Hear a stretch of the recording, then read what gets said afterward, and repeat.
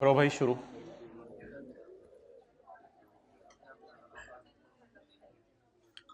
अच्छा जी, अब बस जो हम पढ़ चुके हैं, टिश्यू पेपर आगे चला दो इधर भाई।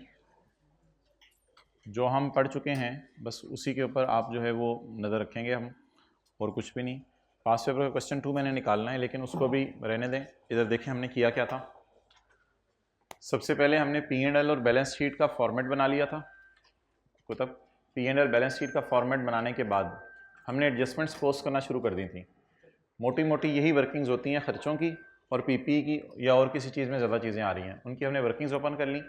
वर्किंग ओपन करने के बाद एडजस्टमेंट्स पोस्ट कर दी। एडजस्टमेंट पोस्ट करने के बाद जब आखिरी एडजस्टमेंट पोस्ट कर दी तो फिर हमने ट्रायल से सारी फिगर्स उठाई, और ट्रायल से फिगर उठाकर, कान इधर रखो, ट्रायल से फिगर्स उठाई और ट्रायल से फिगर्स उठा के हमने सारी अनएडजस्टेड फिगर्स पोस्ट कर दी, और फिर वर्किंग्स को टोटल करके बैलेंस शीट के फेस पे पोस्ट कर दिया।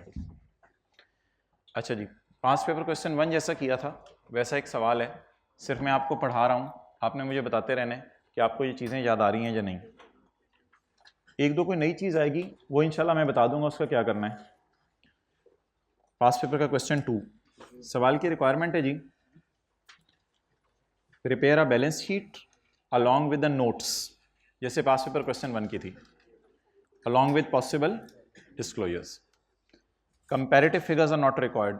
नोट्स ऑन अकाउंटिंग पॉलिसीज छोड़ें, वो कुछ होते हैं। अब मैं इसका साथ साथ सोल्यूशन खोले जा रहा हूँ और आपको बता रहा हूँ ये सवाल कितना आसान होता है डिस्क्लोजर्स का। Banana limited is listed on Pakistan stock exchange. Legal status बता दें कंपनी का। Legal status listed on Pakistan. दफ्तर कहाँ है, काम क्या करती है, ये जो सारी चीजें हैं। प्लांट कहाँ पे है, नवा शहर में। ये जो सारी चीजें हैं ये सवाल में दी होंगी, आपने एज इट इज लिख देनी होंगी। ये कौन सा डिस्क्लोजर है बता दूंगा आपको, बता दूंगा। ये सारी चीजें दी होंगी, सवाल में लिख देनी होंगी आपने एज अ नोट नंबर 1, ताकि यूजर्स को नोट्स में पहली चीज ये पता चल जाए। As it is copy paste करके ये लिख दिया हमने। Legal status and nature of, सिर्फ ये नई चीज थी और कोई नई चीज नहीं होगी, बस legal status and nature of business. इसके बाद मैं डिस्क्लोजर्स पढ़ता हूं कुछ। इंशाल्लाह इसका मैंने अलग सवाल बनाया हुआ है, इसका अलग सवाल बनाया हुआ है। Adjustment number 5, guarantee issued by us to Cherry Bank against loan granted to our employees amounted to 16 million.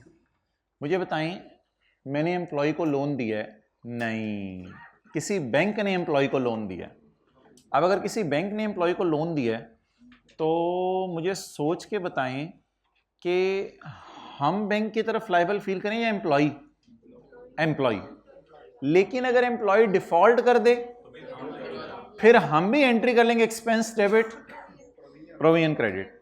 लेकिन गारंटी का डिस्क्लोजर देना होता है, यह भी एक नई बात है। एडजस्ट नहीं करना होता, क्या देना होता है? जो लोग कुछ मसरूफ हैं उनको मैं न्यू कहां लिखा है मैं दिखा दूंगा। अभी 2 जगह मैंने न्यू लिखा है। गारंटीज इशूड, कॉन्सेप्ट समझ आ गया? एम्प्लॉय ने लोन लेना था, एम्प्लॉय गया बैंक के पास, बैंक ने चपेट मार के बाहर भेज दिया।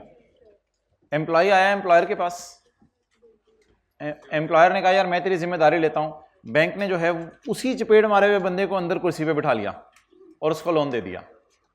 अब इसकी लाइबिलिटी नहीं बनेगी हमारी। भाईजान तेरी अलाइनमेंट व्हाइट बोर्ड की तरफ हुई है, इधर देख। अब इसकी लाइबिलिटी नहीं बनेगी हमारी, बल्कि क्या होगा, एक डिस्क्लोजर बनेगा बस।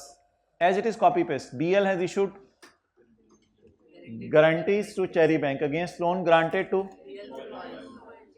That is disclosure. जैसे पीनट वाले सवाल में हमने एक डिस्क्लोज कर दिया था, और डिटरमिनेशन वाले सवाल में एज इट इज उठा के लिख दिया था। अच्छा, अल्हम्दुलिल्लाह ये दोनों तो आपको आते हैं। During the year BL produce 3 million tonne of urea. मुझे लग रहा है ये प्रोडक्शन है, it is not capacity, it is not capacity. Operating at 75% capacity. Calculator पकड़ें और मुझे बताएं कैपेसिटी कितनी है। एक्सेलेंट। प्रोडक्शन कितनी की है? ऑपरेटिंग एट 3 पड़ा है 75 पे। नहीं 25 क्या करना है मैंने शॉर्टफॉल तो नहीं निकालना, मैंने तो पूरी अमाउंट बताएं मुझे। कितने मिलियन टन यूरिया बना सकते थे, कितना बनाया? ये बिल्कुल मुनासिब तरीका नहीं है। हमने ये आईकैप का सोल्यूशन है, हमने जो कॉलम थे वो हमने कॉलम सीखे हुए हैं। हम किस तरह लिख के आएंगे? यूरिया प्रोडक्शन, बस यूरिया ऊपर, प्रोडक्शन कितनी? 3 मिलियन टन कैपेसिटी, और एक लाइन देख के आएंगे the shortfall is due to lower demand in market. ठीक है, बेहतर ये है कि 3 और 4 लिख के आ जाएं। Very easy marks in disclosures. ये पढ़ें क्या करना है। Following decisions were taken by the board of directors held on, 1.5 महीने बाद मैंने आपको लिखवाया था डिविडेंड में पास पेपर क्वेश्चन 2, किसको याद है पास पेपर क्वेश्चन 2? कैश ना भाईजान, अमाउंट निकाल के देनी है आपने। इस 3 रुपए पर शेयर पे गुजारा नहीं चलेगा, आपको अमाउंट निकाल के देनी पड़ेगी। अब डिविडेंड की अमाउंट निकालने का एक तरीका यह है कि 3 रुपए को शेयर्स की क्वांटिटी से मल्टीप्लाई कर दें, और एक लंबा तरीका था जो एरर फ्री था, वो मैंने बताया था। आप 3 रुपए को डिवाइड करें, नहीं फेस वैल्यू से, 3 रुपए को डिवाइड करें फेस वैल्यू से। फेस वैल्यू यहां कहीं दी हुई है, 3 को डिवाइड करें तो 30% शेयर कैपिटल ढूंढें।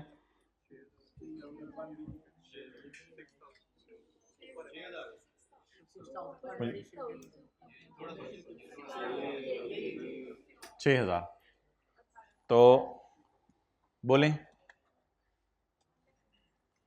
6,000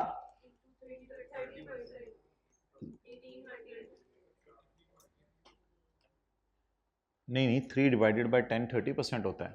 ये तेरे कैलकुलेटर को क्या हुआ है, वो 3 डिवाइडेड बाई 9 होता है, 3 डिवाइडेड बाई 9 होता है ना, 3 डिवाइडेड बाई 10 करके देखो 30% एग्जैक्ट। अच्छा, अब अंग्रेजी का फिक्रा कोई बनाए। Cash dividend of ₹3 per share amounting to ₹1800 million for year ended 30/6/2018 was approved by board of directors in their meeting held on। थोड़ी सी मेहनत यहां ये करनी थी, 4 मिलियन टन निकालना था, यहां पे ये फिगर निकालनी थी। द बोर्ड ऑफ डायरेक्टर्स, इसमें कोई हेडिंग देना जरूरी नहीं है, सब्सिक्वेंट इवेंट वैसे भी काम चल जाएगा, डिविडेंड की हेडिंग भी आ सकती है। The board of directors in its meeting held on ये propose cash dividend of 3 million subject to approval of members. अब आईकैप ने अपनी तरफ से लाइन डाली है, डाल दें ठीक है, नहीं डालेंगे तो भी कोई मसला नहीं। मेंबर्स की मीटिंग बाद में होती है, एनुअल जनरल मीटिंग जो होती है, शायद कंपनी लॉ आपने पढ़ा होगा। पहले बोर्ड ऑफ डायरेक्टर्स की मीटिंग होती है, बाद में शेयर होल्डर्स की मीटिंग होती है। तो मेरे ख्याल से इतना भी लिख देना काफ़ी है, जो मैंने आपको बताया था वो सवाल से उठा के लिखना काफ़ी है। और आखिरी बात, following decisions were taken by board of director on 16 अगस्त। तो on 16 August financial statements for year ended 30/6/18 were approved. कोई इसकी सिग्निफिकेंस बताए, इस बात की वजह बताए। डेट ऑफ ऑथराइजेशन बताना इसलिए जरूरी है कि 16 अगस्त तक जो इवेंट है वो IAS 10 के स्कोप में फॉल कर रहे होंगे। 16 अगस्त के बाद जो मर्जी हमारे साल की गलती हमें पता चल गई होगी, हमने आंखें बंद कर ली होंगी, क्योंकि डायरेक्टर ने फाइनेंशियल में ऑथराइज कर दी हैं, और आंखें बंद करना नेचुरल है। अब कब तक वेट करें, कब तक वेट करें, कब तक वेट करें? जब कोई बंदे जो है, वो मिसाल दे रहा हूँ, ऐसे सैलाब आया हो, सैलाब में डूब रहे हो, आपके हाथ 10-12 बंदे हैं, उनको लेके आप निकले और कैपेसिटी नहीं है आपकी, जो डूब रहे हैं।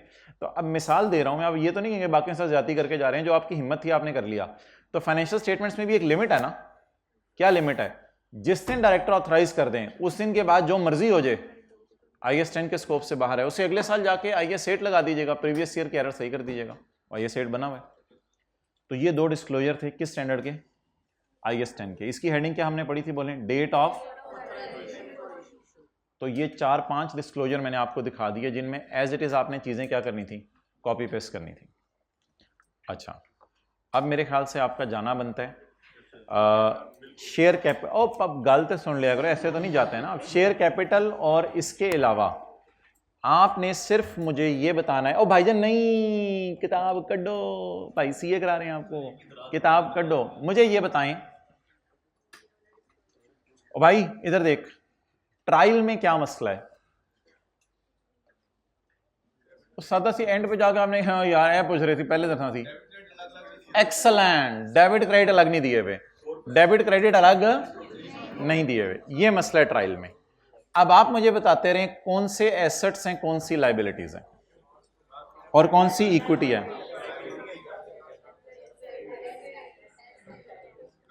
तसल्ली से advance from customer. Honda Atlas car वाले अगर हैं तो उन्होंने सरासिफ से गाड़ी बेचने का एडवांस पकड़ लिया हुआ है, इसकी एंट्री क्या होगी? Cash debit advance from customer credit. अब इधर आगे मैं करंट एसेट लिखूं, आपने हंसना है मेरे पे, पता है आपको ये एसेट है, ये क्या है? Non current asset. इन्वेस्टमेंट इन, इन्वेस्टमेंट दानिश इंटरेस्ट नहीं दे रहा, इन्वेस्टमेंट इन 3 मंथ डिपॉजिट, ये क्या है? Current asset. थोड़े अर्से के लिए बैंक में पैसे रखवाए हुए हैं। Land and building, revaluation model. अच्छा अब मेरी बात सुने, अब इसमें हम नोट नहीं बना सकते रिवैल्यूएशन वाला जैसे कल वाली क्लास में बनाया था, क्योंकि लैंड एंड बिल्डिंग का डाटा नहीं दिया हुआ। इसी तरह पीपी भी इधर आ रहा होगा मेरे ख्याल, लैंड एंड बिल्डिंग के अलावा पीपी, इसका भी डाटा नहीं दिया हुआ। नहीं, कॉस्ट मॉडल तो है लेकिन डाटा नहीं दिया हुआ ना। अब नीचे हम इंफॉर्मेशन नहीं है, पास पेपर क्वेश्चन 1 में इनकी इंफॉर्मेशन थी, इसलिए इनका डिस्क्लोजर बनाया था। अब पीपी और लैंड एंड बिल्डिंग का हम डिस्क्लोजर नहीं बना सकते। क्यों नहीं बना सकते? डाटा, लेकिन ये जरूर करेंगे कि लैंड एंड बिल्डिंग और पीपी को मर्ज करके पीपी के नाम से लिखेंगे, पीपी के नाम से, क्योंकि लैंड एंड बिल्डिंग से नजर नहीं आती, सारी चीजें एक ही नजर, इसीलिए उसने यहां पीपी नहीं लिखा हुआ, प्लांट एंड इक्विपमेंट लिखा हुआ है। और हमारी सारी होती हैं प्रॉपर्टी, प्लांट, इक्विपमेंट, उसमें फिर फर्नीचर, कंप्यूटर सब कुछ आ जाते हैं। तो इन दोनों को क्लब करके लिखेंगे, ऐसा ही है। Long term deposit with utility companies, long term deposit with utility companies, long term deposits with utility companies, non current asset, security deposit. वापडा वाले जब आप मीटर लगवाते हैं ना, वापडा वाले आपसे सिक्योरिटी मांगते हैं, वो फिर लॉन्ग टर्म उन्हीं के पास पड़ी रहती है जब तक आप कैंसिल ना करवाएं। तो लॉन्ग टर्म पैसे पड़े हुए हैं हमारी यूटिलिटी कंपनीज के पास, ये पैसा पड़ा रहता है साला साल वापडा वालों के पास, कोई हल नहीं है इस पैसे का। लॉन्ग नॉन करंट एसेट में नजर आएगा, जब कभी मीटर कैंसिल करवाएंगे तब वापस। Long term investment, non current assets. Share capital, provision for doubtful debt किससे नेट हो जाएगा? ट्रेड एंड अदर रिसीवेबल से प्रोविजन नेट हो जाएगी। Revaluation surplus on land and building, ये इक्विटी में चला जाएगा। रनिंग फाइनेंस, ये बैंक ओवरड्राफ्ट टाइप चीज होती है, इसको करंट लाइबिलिटीज में डाल देंगे। नहीं, सरप्लस तो आ गया है, बट इन एनी केस फिर प्लांट एंड इक्विपमेंट की एडिशन, डिस्पोजल, डेप्रिसिएशन की डिटेल नहीं दी हुई ना, तो फिर आप ये बना ही नहीं सकते। एक्सेलेंट, आपका अच्छा सवाल था कि लैंड एंड बिल्डिंग का सरप्लस भी आ गया है, वो भी आ गया है, लेकिन फिर इसकी डिटेल नहीं, और ये भी नहीं बताया हुआ सरप्लस इस साल आया या पिछले सालों में आया, तो इसलिए डाटा अवेलेबल नहीं है। Running finance, current liability, share premium, stock, debtor, trade payables, unappropriated profit और डिविडेंड पेएबल। डिविडेंड पेएबल इसको लिख लें, फिर अनक्लेम्ड और उसमें मैं फ़र्क बताऊंगा आपको। अच्छा, अब थोड़ा सा ज़रा विजुअलाइज करें कि बैलेंस शीट में मैंने आपको कहा था 2 चीज़ें क्लब होती हैं, trade and other payables, advances, deposits, prepayments and other receivables. बस ये 2 चीज़ें मेजर हैं जो क्लब होनी है। अब मुझे आपने अलग अलग से बताते रहना है कि ये अलग अलग लाइन आइटम है या किसी में इकट्ठा कर दूं, सोचते रहें जरा। Advance from customer, current liabilities में जाने, लेकिन मैंने आपको करंट लाइबिलिटीज का एक फॉर्मेट बताया हुआ है, current portion of long term loan, जो चुप मुझे बताने दे, trade and interest payable, dividend payable, tax payable. मेरे ख्याल से एडवांस फ्रॉम कस्टमर सुबह सुबह मैंने बताया था ट्रेड एंड अदर पेएबल्स के साथ क्लब करके जाएगा। खुदा ना खास्ता आपने बैलेंस शीट के फेस पे शो कर दिया, मेरा नहीं ख्याल इतने मार्क्स काट लेगा, लेकिन ये 2 चीज़ें इनको ना याद रख लें, ट्रेड एंड अदर पेएबल्स और एसेट साइड पे advances, deposits, pre payments and, कोशिश कीजिएगा इनकी चीज़ें क्लब कर सके तो बड़ी अच्छी बात होगी। अच्छा, अब मैं स्टार लगा रहा हूँ, पहले मैंने सर्कल लगाया, इसको मैं मर्ज कर दूंगा ट्रेड एंड अदर पेएबल्स के साथ। बस ये दो मर्ज मुझे नजर आ रहे हैं और ऐसा मुझे नजर नहीं आ रहा कोई। कैश एंड बैंक अलग से लाइन आइटम नजर आएगा, अल्लाह का शुक्र है।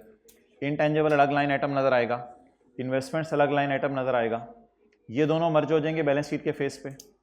लॉन्ग टर्म डिपॉजिट्स अलग नॉन करंट एसेट नजर आएगा, इसके नीचे कोई डिस्क्लोजर भी नहीं है, अल्लाह का शुक्र है। लॉन्ग टर्म इन्वेस्टमेंट अलग लाइन आइटम नजर आएगा नॉन करंट एसेट में। ऑर्डिनरी शेयर कैपिटल नजर आएगा। प्रोविजन नेट हो जाएगी किससे, ये आपको बताने की जरूरत नहीं, ये आपको पता है। रीवैल्यूएशन सरप्लस इक्विटी में अलग लाइन आइटम नजर आएगा। रनिंग फाइनेंस करंट लाइबिलिटीज में अलग लाइन आइटम नजर आएगा, ये बैंक ओवरड्राफ्ट टाइप चीज है। Share premium, stock, trade and other receivables अलग लाइन आइटम नजर आएगा। कोई बच्चा कह सकता है यार कि ट्रेड एंड अदर, ये जो एक है ना इन्वेस्टमेंट इन 3 मंथ डिपॉजिट, तो इसको आप कह सकते हैं advances, deposits, pre payments and other receivables, लेकिन ये चीज़ें हैं ही नहीं सवाल में, तो बस ये लाइन अलग से नजर आ जाएगी। और आखिर में रिटेन्ड अर्निंग है और अनक्लेम्ड डिविडेंड है। आप दो चीज़ें जो मैं मर्ज कर रहा हूँ वो नोट कीजिएगा, छुट्टी दे रहा हूँ फिर। दो चीज़ें जो मर्ज कर रहा हूँ, सॉरी पीपी, ये दोनों मैंने, एक मिनट मुझे बताएं मैंने ये नोट में क्यों नहीं डाले। इनका डाटा अवेलेबल, जिस तरह नोट बनता होता है पीपीई का उस तरह बन सकता है इनका नोट। बारो बारी फारक कर दें, पीपी क्लब कर दिया। इंटेंजिबल अब एज इट इज उठा के फिगरें लिखनी थी बस। Long term with utility companies, inventories, debtor, cash and bank. ये अकाउंट रिसीवेबल का इंशाल्लाह कोई डिस्क्लोजर है वो देखेंगे। चुप चुप।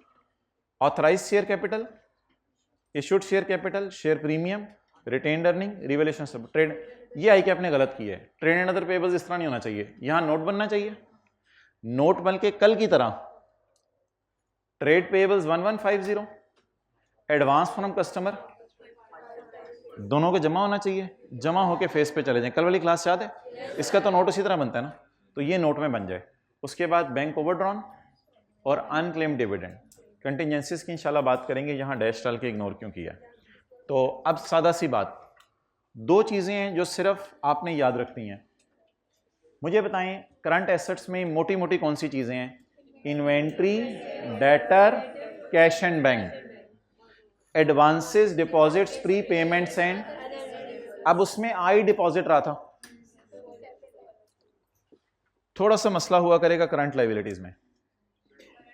Current portion of long term loan, current portion of lease, trade and payable, interest payable, dividend payable, tax payable, provision for tax, इन सब के अलावा जो चीजें होंगी वो मर्ज हो जाया करेंगी कहां? Trade and other payables. तो ये करंट एसेट्स और करंट लायबिलिटीज में थोड़ा ध्यान रखना होगा, बाकी इंशाल्लाह फेस का मसला नहीं है। ठीक है, अस्सलाम वालेकुम।